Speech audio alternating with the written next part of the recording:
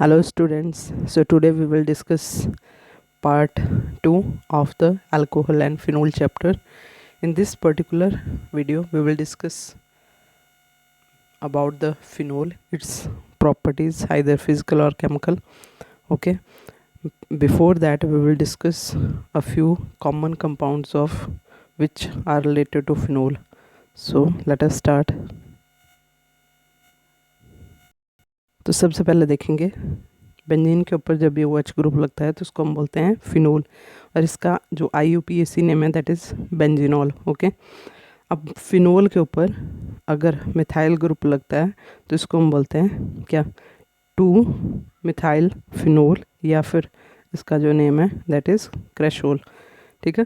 Next, phenol के ऊपर अगर किसी भी पोजीशन पे, हमें पता है ये जो पोजीशंस होती हैं इसको हम बोलते हैं ऑर्थो, ये होती है मेटा और ये होती है पैरा. ठीक है. तो यहाँ पे अगर क्लोरीन लगता है तो उसको हम बोलेंगे क्लोरोफिनोल, 2 क्लोरोफिनोल. अगर यहाँ पे नाइट्रो ग्रुप लगता है तो इसको हम बोलेंगे 2 नाइट्रोफिनोल. ठीक है. इसी तरीके से अगर हमारे पास फर्स्ट एंड सेकंड पोजीशन पे OH ग्रुप लगता है तो इसको हम बोलेंगे क्या, बेंजीन 1,2 डायोल. ठीक है. या फिर इसका सेकंड नेम है दैट इज़ कैटिचोल. ओके, तो नेक्स्ट देखते हैं. अब अगर बेंजीन के ऊपर हमारे पास लगाओ यहाँ पे OH और इस पोजीशन पे लगा है CHO that is aldehyde group, तो इसको हम बोलेंगे क्या, ऑर्थो सैलिसल्डिहाइड. ऑर्थो सैलिसल्डिहाइड, तो ये ऑर्थो सैलिसल्डिहाइड. ठीक है. तो जब भी एल्डिहाइडिक ग्रुप बेंजीन के ऊपर लगता है ये डिपेंड करेगा ऑर्थो पोजीशन पे है कि मेटा पे कि पैरा पे, तो उसके अकॉर्डिंग उसको नाम देते हैं. इसका जो नेम है दैट इज़ सैलिसल्डिहाइड. ठीक है. नेक्स्ट, अब हम देखेंगे method of preparation of phenol. ठीक है. तो इसमें सबसे पहला जो मेथड आएगा, इस मेथड में हम क्या करेंगे, फिनोल बनाएंगे फ्रॉम बेंजीन डाइजोनियम क्लोराइड. हमें पता है, हमने पहले डिस्कस किया हुआ है. बेंजीन के ऊपर जब ये ग्रुप लगता है तो इसको हम बोलते हैं बेंजीन डाइजोनियम क्लोराइड. तो इसको जब हम रिएक्ट करवाते हैं, ठीक है, वाटर के साथ, तो डाइजोटाइजेशन जो रिएक्शन होता है उसके अंदर इसको बनाया जाता है. ठीक है, बेंजीन डाइजोनियम क्लोराइड को. तो इसको थोड़ा सा वार्म किया जाता है, ठीक है, वाटर के साथ. तो इससे हमें क्या मिलता है, फिनोल. और साथ में ये जो N2 है ये यहाँ से टूट जाएगा, हाइड्रोजन एक यहाँ से HCl के साथ निकल जाएगा. ठीक है. नेक्स्ट स्टेप में प्रिपरेशन करते हैं फिनोल की फ्रॉम बेंजीन सल्फोनिक एसिड. ठीक है. तो ये जो है इसको बुलाता है benzene sulphonic acid. Sulphonic group लगा होता है SO3H. तो इसको हम क्या करते हैं, इसकी सल्फ्यूरिक एसिड के साथ फ्यूमिंग करवाते हैं बेंजीन के साथ. तो बेंजीन को मतलब रिएक्ट करवाया जाता है फ्यूमिंग सल्फ्यूरिक एसिड के साथ. साथ में इसमें ऐड किया जाता है sodium hydroxide at high temperature. तो इस रिएक्शन में क्या होगा, देखो फर्स्ट स्टेप में वाटर निकल जाएगा, ठीक है, यहाँ से OH और इसके साथ, और यहाँ पे सोडियम ऐड हो जाता है. सेकंड स्टेप में क्या होगा, यहाँ पे हमारे पास इंटरमीडिएट कंपाउंड बनता है दैट इज़ सोडियम फेनेट. अब इससे नेक्स्ट स्टेप में इसकी करवाते हैं एसिडिफिकेशन विद डाइल्यूट HCl. ठीक है. तो हमें क्या मिल जाता है, फिनोल. तो ये था method of formation of phenol. Next step में देखो इसको बनाते हैं हम सैलिसिलिक एसिड के साथ. तो सैलिसिलिक एसिड क्या होता है, जब भी हमारे पास फिनोल और यहाँ पे COOH ग्रुप लगा होता है तो इसको बुलाते हैं सैलिसिलिक एसिड. जब हम इसको रिएक्ट करवाएंगे किसके साथ, सोडियम हाइड्रोक्साइड के साथ, NaOH के साथ, तो इसका OH और इसका हाइड्रोजन वाटर की फॉर्म में निकल जाता है, और ये Na यहाँ पे ऐड हो जाता है और हमारे को मिल जाता है सोडियम सैलिसिलेट. ठीक है, ये वाला. तो सोडियम सैलिसिलेट की हम क्या करवाते हैं, इसको रिएक्ट करवाते हैं सोडा लाइम के साथ. सोडा लाइम क्या होता है, देखो mixture of sodium hydroxide and calcium oxide CaO.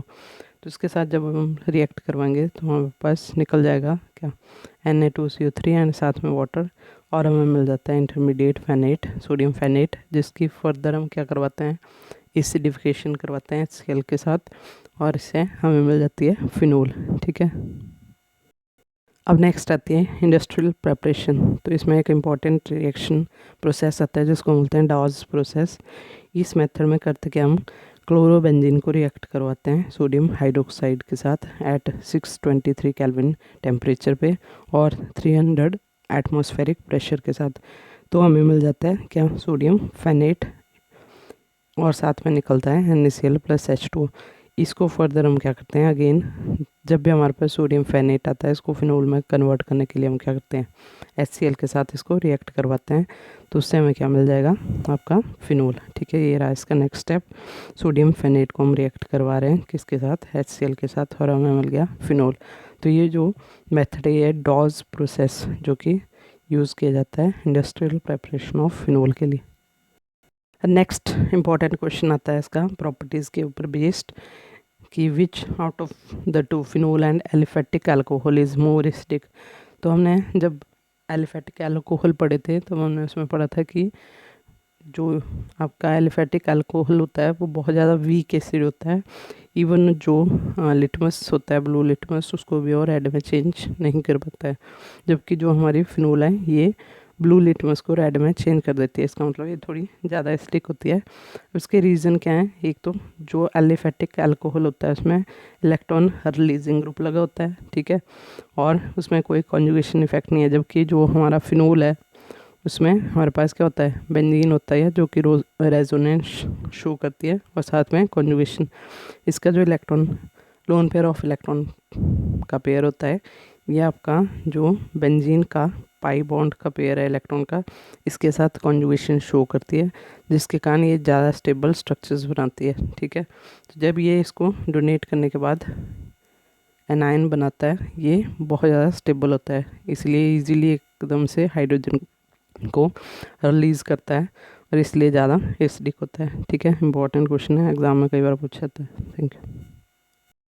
अब नेक्स्ट रिएक्शन आता है, तो सबसे पहले फिनोल का जिंक के साथ रिएक्शन। ठीक है, तो जब भी फिनोल जिंक के साथ रिएक्ट करती है तो हमें सिंपली क्या मिल जाती है, बेंजीन साथ में जिंक ऑक्साइड। ठीक है, ये जिंक यहाँ से ऑक्सीजन को लेकर निकल जाएगा और हमें मिल जाती है बेंजीन।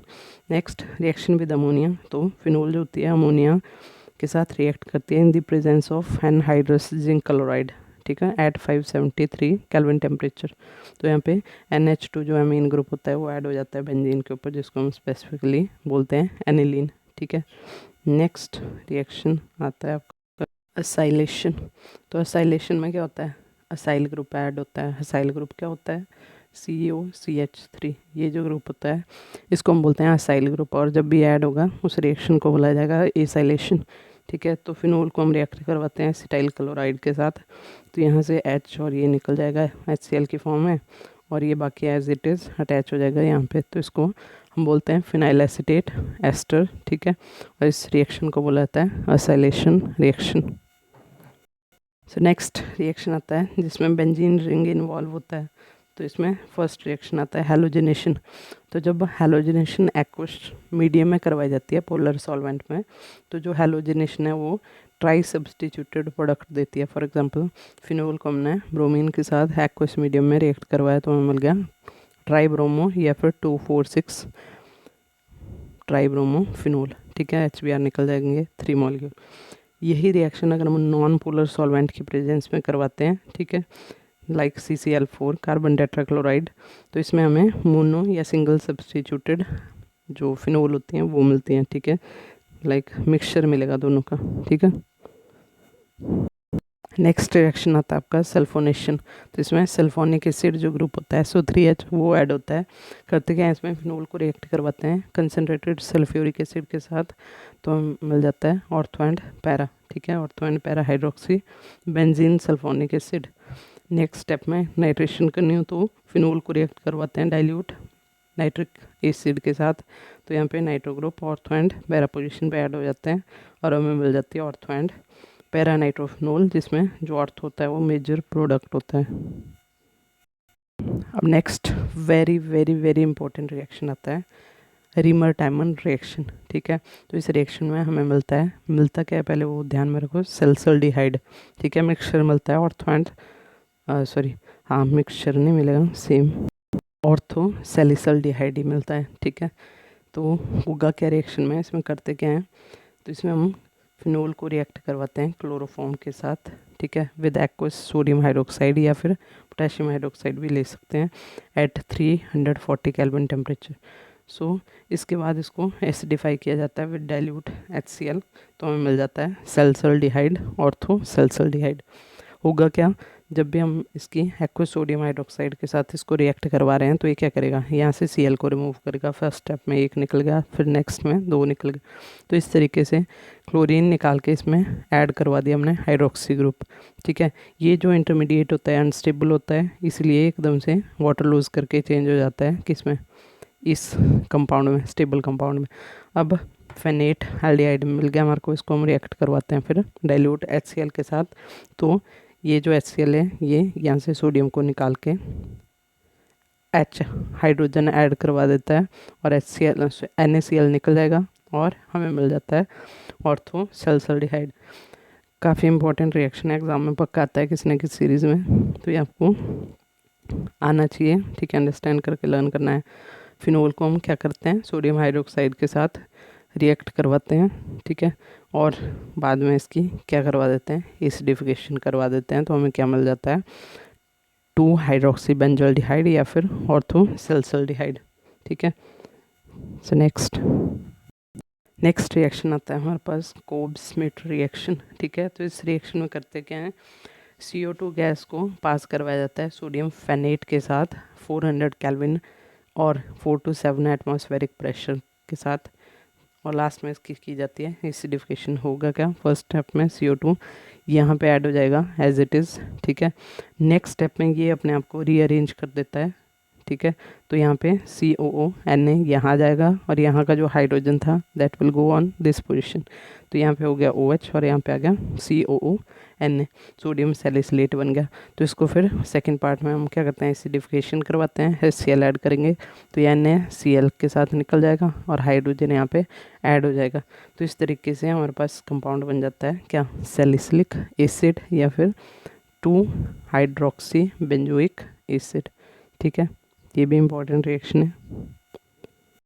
नेक्स्ट आता है अनदर वेरी इंपॉर्टेंट रिएक्शन जिसको हम बोलते हैं कपलिंग रिएक्शन। ठीक है, तो इसमें करते क्या है, देखो बेंजीन डाइजोनियम क्लोराइड को रिएक्ट करवाते हैं फिनोल के साथ इन आइस कोल्ड कंडीशंस। ठीक है, तो इसमें सिंपली क्या होगा, देखो ये फिनोल है, फिनोल का जो इस पोजीशन का हाइड्रोजन है वो, और डाइजोनियम क्लोराइड का जो Cl होता है ये आपस में रिएक्ट करके निकल जाएंगे HCl की फॉर्म में। बाकी एज इट इज़ कपलिंग करेगा, ज्वाइन कर जाते हैं और इससे हमें मिल जाती है पैरा हाइड्रोक्सी एजोबेंजीन। ठीक है, जिसको हम एजो डाई भी बोलते हैं, एज अ डाई यूज़ किया जाता है इनको। ठीक है, तो ये भी इंपॉर्टेंट रिएक्शन है। ठीक है, अच्छा नेक्स्ट एक और इसका इम्पोर्टेंट रिएक्शन होता है जिसमें हमारे पास क्या बनता है, हमारे को डाई मिलती है इंडिकेटर फिनोल पथेलिन। ठीक है, तो इसमें करते क्या है, पथेलिक एनहाइड्राइड, ये जो चीज़ है इसको रिएक्ट करवाया जाता है फिनोल के साथ। 2 मॉलिक्यूल लेते हैं, तो फिनोल का जो हाइड्रोजन होते हैं अपोजिट एंड के दोनों के, वो रिएक्ट कर जाते हैं इस ऑक्सीजन के साथ, वाटर निकल जाएगा और ये होता है एसिडिक कंडीशन में रिएक्शन। तो बाकी एज इट इज़ कंबाइन कर जाते हैं और हमें मिल जाता है फिनोल पथेलिन। ठीक है, नेक्स्ट अच्छा एक और इम्पॉर्टेंट कंपाउंड है जो कि फिनोल से बनाया जाता है। तो इसमें फिनोल को सबसे पहले इसकी एसिडिफिकेशन करवाते हैं सल्फ्यूरिक एसिड के साथ कंसनट्रेटेड। ठीक है, फिर इसको नाइट्रिक एसिड जो भी कंसनट्रेटेड होगा उसके साथ रिएक्ट करवाते हैं। तो इसकी second, fourth and 6th position पे नाइट्रो ग्रुप ऐड हो जाते हैं। इसको हम बोलेंगे क्या, 2,4,6 ट्राई नाइट्रोफिनोल, या इसका जो कॉमन नेम है दैट इज़ पिक्रिक एसिड। ठीक है, तो ये था आपके important topics, questions related to the alcohol and phenol chapter. ठीक है, थैंक्स फॉर वॉचिंग। ओके।